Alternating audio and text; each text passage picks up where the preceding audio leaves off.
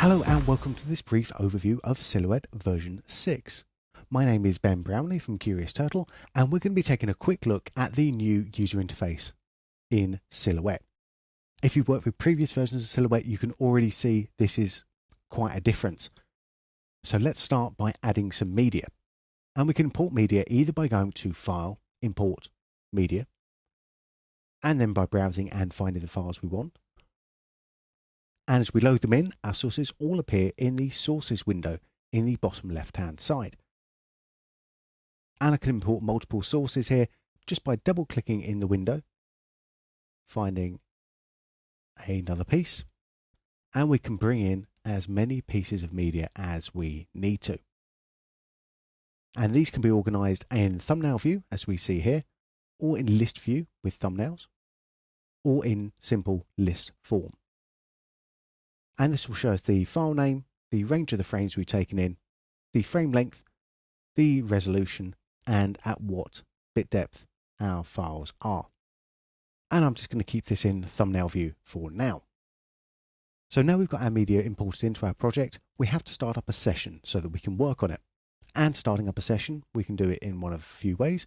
We can either come up to Session, New Session, we can come down to the button in the bottom left-hand corner of the Sources window, start a new session there, or we can simply drag and drop one of the source material up into the Trees window in the top right-hand corner. And that will start a new session, and it will ask us what we want to call it. And I will call this one UI Ben 01. And here we can then decide what format it's going to be. If we've dragged and dropped, it will default the session size to the size of the media that you've used. And in this case, it's 1920 by 1080 with a pixel aspect ratio of 1, duration 60 pixels at 24 frames per second. We can change this if we need to and set our start frame. And again, this is picking up from the frame number of the original source material. Okay on that. So now we'll take a quick look into the viewer window in the top left. Now the viewer is obviously where we're going to be viewing things. And depending on the node we're working on at any time, we'll see different viewer options coming down in this drop-down menu in the view in the top left-hand corner. We also have options to change when the viewer updates, whether it's going to update as we drag along on the effect or shape, or whether it will go into adaptive mode, which means it will drop down the resolution if it needs to so that it can process in as close to real time as possible, or release when we release the mouse button, or manual, which means we'll only update when we hit the enter button. And the manual update is good for render intensive processes where you may be setting up an effect and you don't need to see what it's doing all the time. Say, for example, if you're setting up a morph or warp. And we also have the ability to move into a proxy viewing mode as well. At the moment we're seeing things at 1:1, but we can take this down to 2:1, 3:1 or 4:1 resolution, and this will of course speed up any processor we've got. Of course, we won't be able to make pixel accurate decisions based on this view. A new feature we have in version 6 is the ability to take a snapshot. So by taking a snapshot, we're now able to then compare this frame to any frame that comes before or after it, wherever we are in our node tree. So this will become a bit more important later on, but it means we can compare and contrast the same piece of footage at different stages within our session, or we can use it to match up two different pieces of footage if we need to do color correction, for example. And we can choose whether we're going to just simply toggle the snapshot in an A/B sort of mode, or whether we're going to have a vertical split or a horizontal split. And just by clicking on the button one more time, we then turn off the view snapshot. Another new feature in version 6 is the region of interest, or ROI. And clicking on this will show us our current session size, 1920 by 1080, the domain of definition, which is embedded into a source file, if we're working with EXR files, for example. And what this can do is it can tell us whether there's overscan information available to us that we're not seeing in the image itself. But we can use the region of interest to open up and reveal the overscan pictures, or we can use it to define our region of interest so that effects process faster. So let's take our viewer down to fit to view, for example, and we can see our region of interest bounding box here. So if, for example, I was interested only in what's going on in this corner here,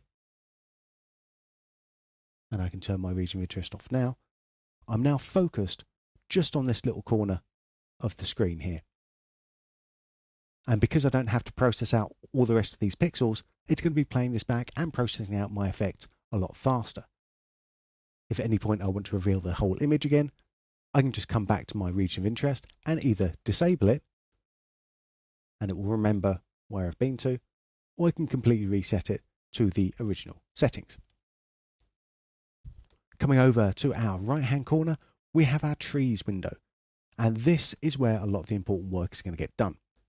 Because instead of using modules as the older versions of Silhouette did, we now have a nodal-based structure to work with.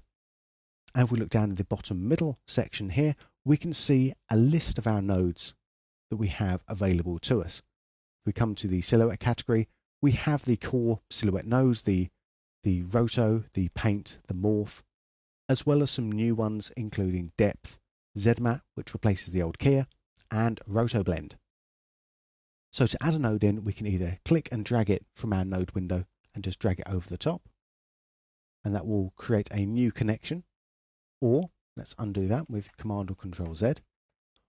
Or we can click and drag it in between two of the other nodes, and as soon as that connection goes blue and let go there, that will then connect that node in between those two others. Another way of adding nodes is just to also simply double click, and that will put a node right in the middle there. If we have no node selected and I double click again here, it will just place the node into the trees area itself.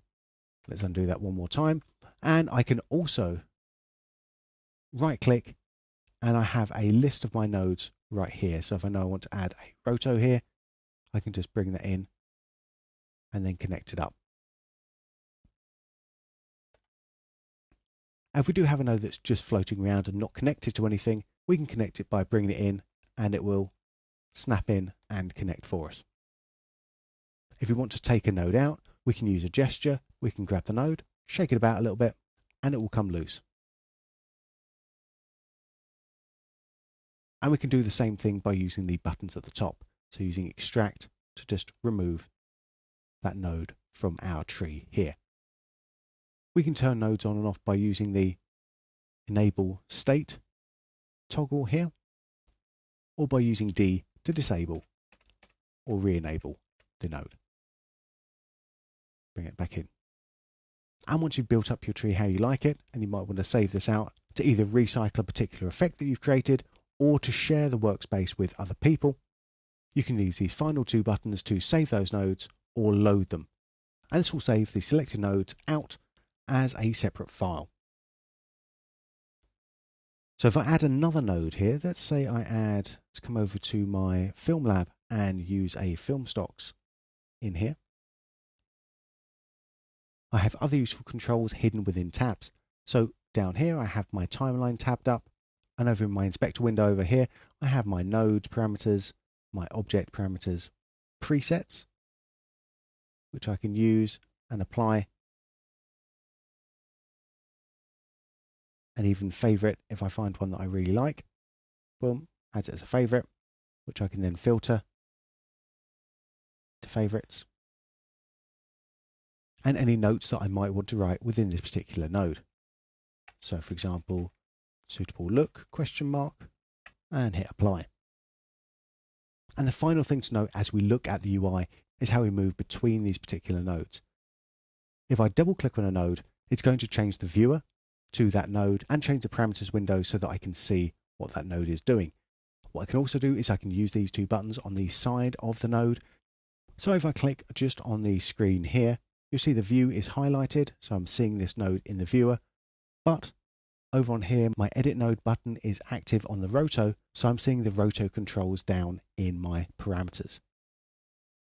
So in this way, we can be editing one node while viewing the result downstream in a completely different node. And that's our quick look at the user interface in Silhouette version 6.